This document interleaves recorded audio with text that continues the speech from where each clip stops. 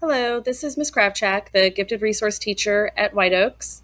This video is to give you a little bit more information about the gifted application, testing, and identification process in Virginia Beach. This online workshop is designed to assist parents or guardians in better understanding the application process and the process for identification and placement for gifted services, and hopefully to also help you see the value of your input in the application. We're going to look at 4 different steps, including the application, testing, eligibility, and then notification and placement. The gifted testing process is initiated by an online application. Anyone who has knowledge of the child's abilities may refer the student for consideration, a parent, guardian, teacher. So completing that online application will get the process started. I've also here included 3 links for you, which I'll include in an email as well. The first is information from VB Schools about Gifted in Virginia Beach. The second is a link to the online application. And the third link is a YouTube video that kind of gives you some help with how to navigate the online application. So I want to take a few minutes to preview the application and the parts of it so that you'll have an idea of what you'll be looking at when you get in to the website. The first thing they're going to do is ask you for some basic information about your child, about yourself, including an email address. And that email address will be used to communicate with you in the future. The online application asks you to reflect upon, rate, and then provide specific examples of student behaviors in 4 different areas that relate to the characteristics of gifted learners. So the first step is to reflect and rate. So you'll see a variety of behaviors, and it'll ask you to think about your child and rate them for each of those behaviors. As the parent or the guardian, it's likely that you are the person who knows your child best outside of the school setting. So the input that you provide with this online application is really valuable. It lets the Gifted Identification and Placement Committee truly see your child. It's not realistic for them to observe or interview each child that applies for gifted services. So the input that you have speaks most directly to the potential or the demonstrated abilities of the child outside of the school setting. After you go through the rating portion of the application, there's going to be a place for you to add additional comments. You can see I have 2 examples here. The one in the forefront has far more specific examples.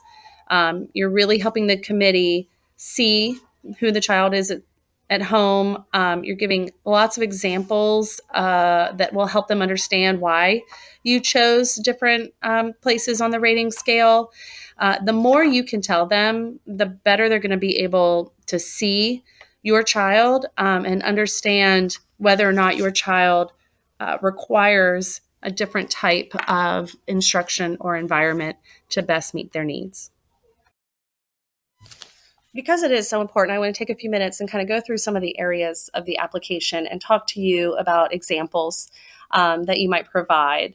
So the first part talks about your child being an intense learner. So this might be the vocabulary, the determination to complete things, the passion that they have for different topics and their drive for learning and exploring and discovering, the extra things that they know, things that they might tell you or talk about that you're wondering, how did you know that? Where did you learn that? The books that they read, the things that they're interested in, their awareness of the world, things beyond just them and their home and their school, that concern for equity, concern for fairness, things like that. Their passions, what they're really interested in, what they become absorbed in outside of school.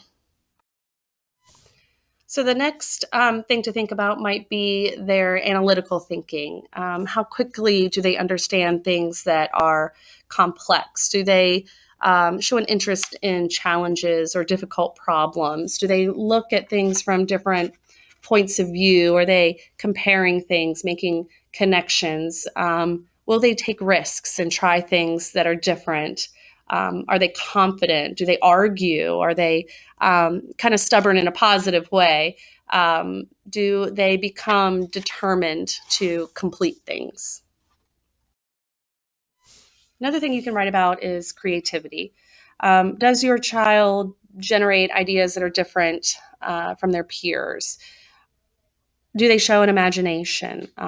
Do they show that they want to be original and create things that are different or more complex? Do they add extra details to things? Do they ask questions? Does your child show curiosity about a variety of topics? Does your child have a sense of humor? Does your child understand jokes that you think are a little bit above their age level? Do they get really passionate about something that they make more complex than their normal age would?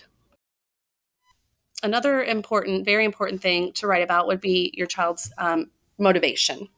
How well do they work independently? How well do they own the work and the task and the jobs that they have to do? Are they interested in doing more than what's required on things that they're passionate about? Do they want to take it a step further? Do they work cooperatively with others? Are they very good at delegating tasks and being a leader in a team? So before you submit, kind of think about what you've written and how well you are providing those details about your child that will help the committee truly understand who they are. If you have any questions or you want feedback on what you've written, please feel free to reach out to Ms. Kravchak.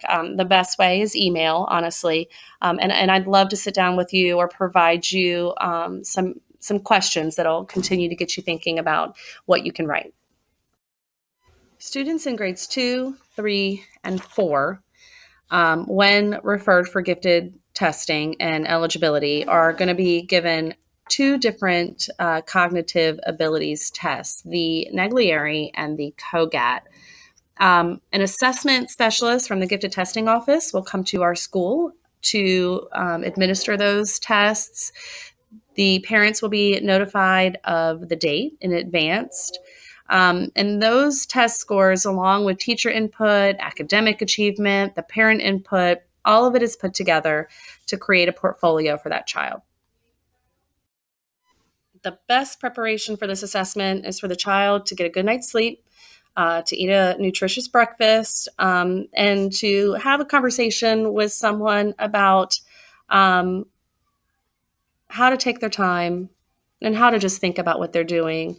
And that this test isn't the one thing that determines who they are as a person. So to not be too stressed about it. We don't want anybody to come to school worried on the day of this assessment. So all the information that's collected creates a student profile, that testing data, the teacher input, the parent or guardian input, all other academic achievement information. And all of this information goes before the Gifted Identification and Placement Committee, which is made of school personnel who have knowledge of gifted education, maybe administrators, school counselors, gifted resource teachers, the gifted assessment specialist, psychologist, maybe some central office. This committee thoroughly reviews all of the data on the student application using a multi-criteria approach. And based on all of the information presented, the committee determines if the student requires gifted services. Students identified for the intellectually gifted program are students who have outstanding abilities. They're capable of high performance, and they require differentiated educational programs beyond those normally provided by regular school programs. After those committees meet, parents are notified by email of the decision, and they may access their child's testing information on ParentVue. Identified students receive gifted services through a resource cluster model in their neighborhood school here at White Oaks, or they may be accepted to Old Donation School if selected. Once identified for gifted services in Virginia Beach, students hold that identification until graduation, as long as they are still here in Virginia Beach. So this concludes our online webinar. Please feel free to reach out. My email is probably the best way to get in touch with me. That's the fastest way you can get a response. My phone number is also there for you with the extension to my classroom. I'd be happy to sit down and talk to any parents and help you with your application. The Gifted Testing Office, the phone number is there. It's also a great place to go if you have questions about testing, identification, placement, any of it. Sometimes they have better answers than I do.